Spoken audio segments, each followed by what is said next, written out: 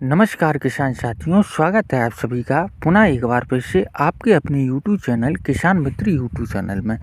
किसान साथियों, आज की वीडियो में हम जानकारी लेकर के आए हैं कि गेहूं की फसल में दूसरी सिंचाई पर कौन से फर्टिलाइज़र का यूरिया के साथ उपयोग किया जाए, जिससे गेहूं की फसल में क्लोरोफिल की मात्रा पर्याप्त हो, गेहूं की रोग प्रतिरोधक क्षमता बढ़े। किसान साथियों, अगर आपके गेहूं में आपने लेट बिजाई की है या आपके गेहूं में पीलापन देखने को मिल रहा है या आपकी गेहूं ग्रोथ नहीं पकड़ रही है, किसान साथियों, अगर आपको लग रहा है कि आपके गेहूं में पीलापन है, तो ये वीडियो आपके लिए बहुत महत्वपूर्ण हो सकता है। अगर आपका गेहूं 40 से 50 दिन की अवस्था में है, जो लगभग दूसरी सिंचाई की ओर बढ़ रहा है, तो ये वीडियो आपके लिए बहुत महत्वपूर्ण हो सकता है। किसान साथियों, हमें दूसरे सिंचाई पर ऐसे कौन से फर्टिलाइज़र का उपयोग करना चाहिए जिससे गेहूं में क्लोरोफिल की मात्रा पर्याप्त हो, क्योंकि गेहूं में जब तक पत्तियों में ग्रीननेस नहीं रहेगी तो गेहूं का विकास अच्छे से नहीं होता है। किसान साथियों, ये जो 40 से 50 दिन की गेहूं की अवस्था होती है, ये विशेष ध्यान योग्य होती है। किसान साथियों, 40 से 50 दिन की अवस्था पर हमें यूरिया के साथ कौन से फर्टिलाइज़र का उपयोग करना चाहिए जिससे गेहूं का विकास अच्छा हो, पीलापन दूर हो, रोग प्रतिरोधक क्षमता बढ़े और पौधे में क्लोरोफिल की मात्रा पर्याप्त हो। किसान साथियों, दूसरी सिंचाई पर हमें कौन से खाद का उपयोग करना चाहिए?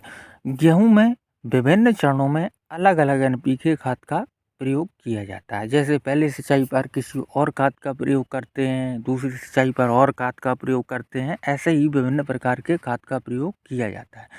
किसान साथियों, अगर आपका गेहूं 40 से 50 दिन की अवस्था में है और आप अच्छा उत्पादन गेहूं से चाहते हो, तो आपको गेहूं में यूरिया के साथ एनपीके 126100 का उपयोग करना चाहिए। एनपीके 126100 के इतने फ़ायदे हैं किसान साथियों कि आप सोच के हैरान हो जाओगे। किसान साथियों, सबसे पहले आप ये जान लीजिए कि एनपीके 1200 में होता क्या है जिससे हमें अन्य खाद को लेने की आवश्यकता ना पड़े। किसान साथियों, एनपीके 1200 में 12% नाइट्रोजन होता है, 61% फास्फोरस होता है और 0% इसमें पोटाश की मात्रा होती है। किसान साथियों, एनपीके 126100 के क्या फ़ायदे होते हैं, क्या महत्व होता है, लगभग 40 से 60 दिन की अवस्था में हमें यूरिया के साथ क्यों डालना चाहिए? एनपीके 126100 जड़ को मजबूत करने का काम करता है और गेहूं में क्लोरोफिल की मात्रा को काफ़ी हद तक बढ़ाता है। एनपीके 126100 पौधे की रोग प्रतिरोधक क्षमता को काफ़ी हद तक बढ़ाता है। किसान साथियों, मिट्टी के संतुलन को बनाने में ये खाद बहुत महत्वपूर्ण होता है। दूसरी सिंचाई पर लगभग 40 से 50 दिन की अवस्था पर हमें यूरिया के साथ एनपीके 126100 का उपयोग ज़रूर करना चाहिए। किसान साथियों, इसमें फास्फोरस भी होता है। फास्फोरस के आप लाभ जान अलग से आपको किसी फर्टिलाइज़र को लेने की ज़रूरत नहीं पड़ेगी। आप दूसरी सिंचाई पर 126100 को यूरिया के साथ डालिए।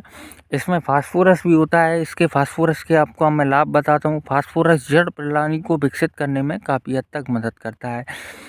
फास्फोरस की मात्रा एनपीके 126100 में होने से पौधे में स्वास्थ्य बीज निर्माण एवं बीजों के वजन बढ़ने में मदद मिलती है, जिसमें आपको तीसरे खाद में फास्फोरस वाला फर्टिलाइज़र डालने की ज़रूरत नहीं पड़ेगी।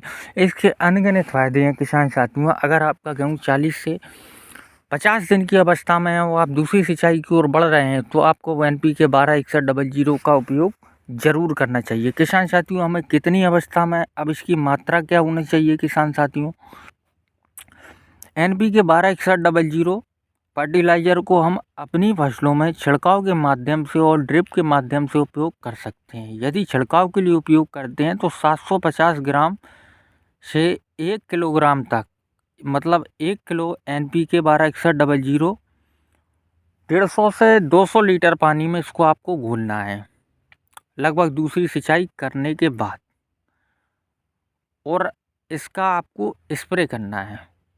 तो इसके आपको बहुत अच्छे रिजल्ट देखने को मिलेंगे। गेहूँ से पीलापन दूर होगा, क्लोरोफिल की मात्रा बढ़ेगी, रोग प्रतिरोधक क्षमता बढ़ेगी।